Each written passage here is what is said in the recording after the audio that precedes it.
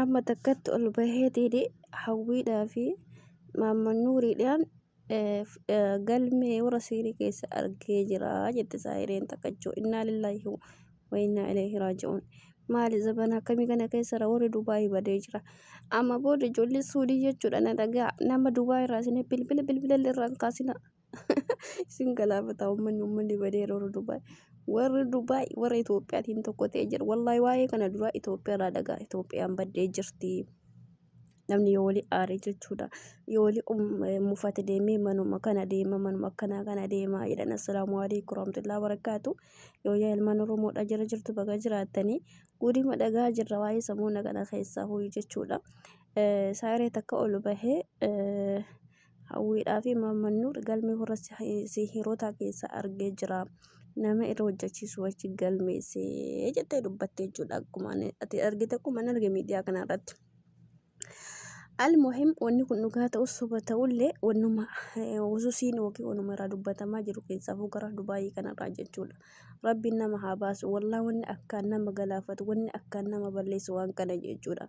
Ijoollee meeqa hayyuu dhabne sababa kanaadhaaf ijoollee meeqa dandeettii garaagaraa qaban jechuudha. Dandeettii garaagaraa dandeettii barnootaa dandeettii waa hedduu kalaqaa sababa waa'ee fokkataa kanaadhaaf dhabne karra galanii mana galanii sammuu isaanii tuqame haadhaaf abbaa ofiirra ba'ataa jiran jechuudha. Wanni kun baay'ee fokkisaadha osuma qoosnu jechuudha. Waa'ee kana duraan Itoophiyaa irraa dhagaa ture jechuudha. Waggaa 2 waggaa 3 kana dura haga ammaatittuu wanni kun inuma jira Itoophiyaa keessaa dhagaa ture. Ilmi namaa gaafa ollaa walitti aara deemee manuma san dhaqa. Gaafa jaarsi jaartii aare jaarsiin jaarta aare walumaa galattuuyyuu waan kana wal dhamaasaa jira jechuudha. Keessaafuuyyuu namni keenya duraa Oromoo keessa wanni akkanaa hin jiru. Amantii qaba uummanni keenya. Amantiirraa fagaate aadaa qaba uummanni keenya. Aadaarraa fagaate waan fokkataa kana jala deemaa jira jechuudha. Tarii wanni fokkataan kuni har'aaf addunyaa kanarra si gammachiisuu dandeetti. Waan barbaadde isa argachuu dandeetta. Ilma namaa ka barbaade san amaasuu dandeetta. Ka barbaadde harka keetiin galfachuu dandeetta. Walaakin jechuudha osuma turtee hin bulini Rabbi subhaanahu wa ta'ala duniyaa tanarra si kaffala jechuudha.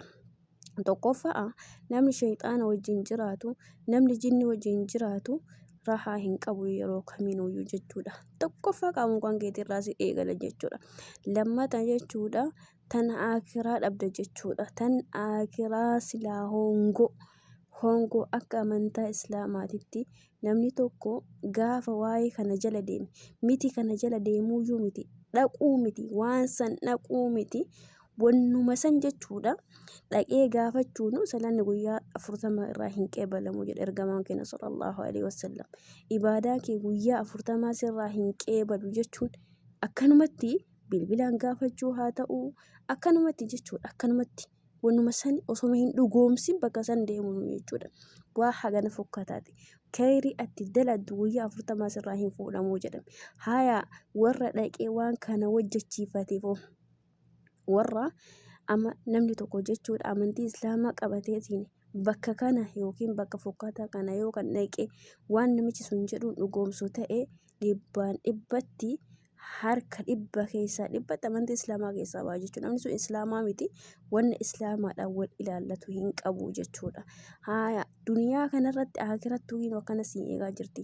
Duniyaa kanarra amma tokko yeroo jechuudha yamanii kana afaan Oromootii jijjiiranii waa akkanaa dalagaa ture jechuudha. Innaa lillahi wa innaa ilaihi raaji'uun. Namichi gaafa kaani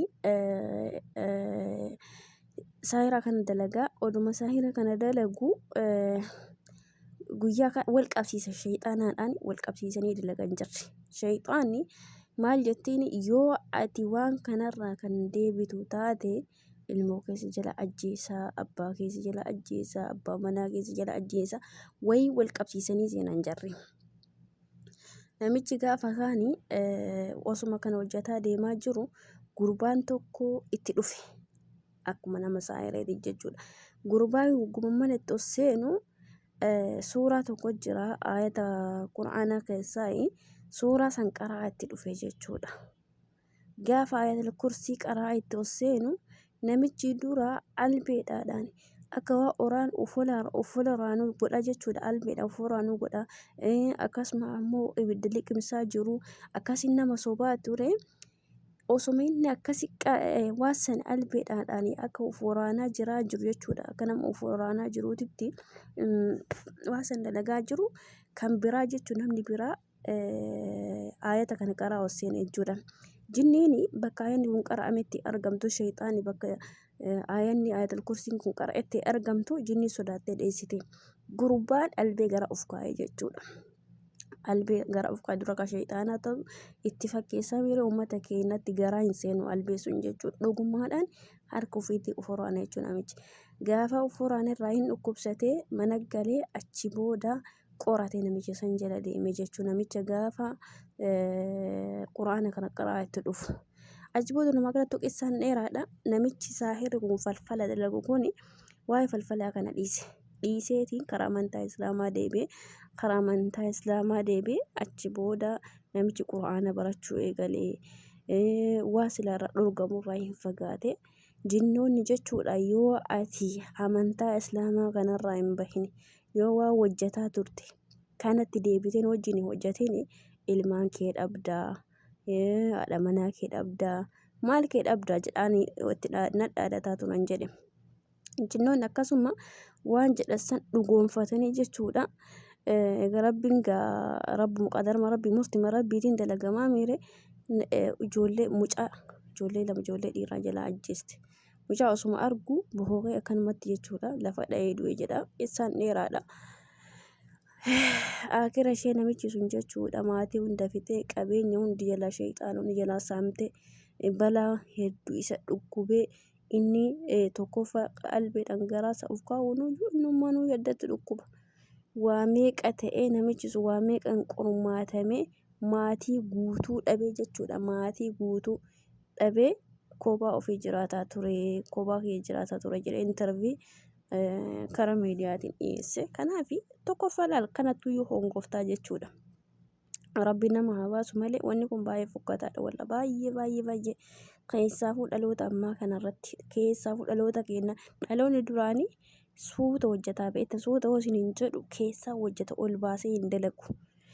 Akkasuma ammoo akka amma alatti ol baasee uummanni ala wayirra dalagu waan osoo hin taane keessaan dalagaa keessaan qaqqabamee hamata malee baluusu akka namni tokko gaafama qabeenyaa yoo argatu waasan dalagee jedhanii irraa dubbatan jechuudha bifa suutaatiin. Ka ammaa ammoo ifatti ati galgala wallallaaniin ganama wallallaan galgala dhaqee itti dalage ati guyyaa kaa of hin beektu. Wallaa ijoollee meeqa dhamaasanii jechuudha. Ijoollee meeqa dhamaasanii mana galchan jechuudha. Kuni rabbi nama haa baasu malee wallaahi waan dhaloota irra miidhaa fidu, waan dhaloota balleessu, waan dhaloota karaa irraa maksu, waan duniyaa akira nama hongessu. Addunyaa tanaa miti akiratti illee waan nama hongessuudha. Rabbi nama haa baasu.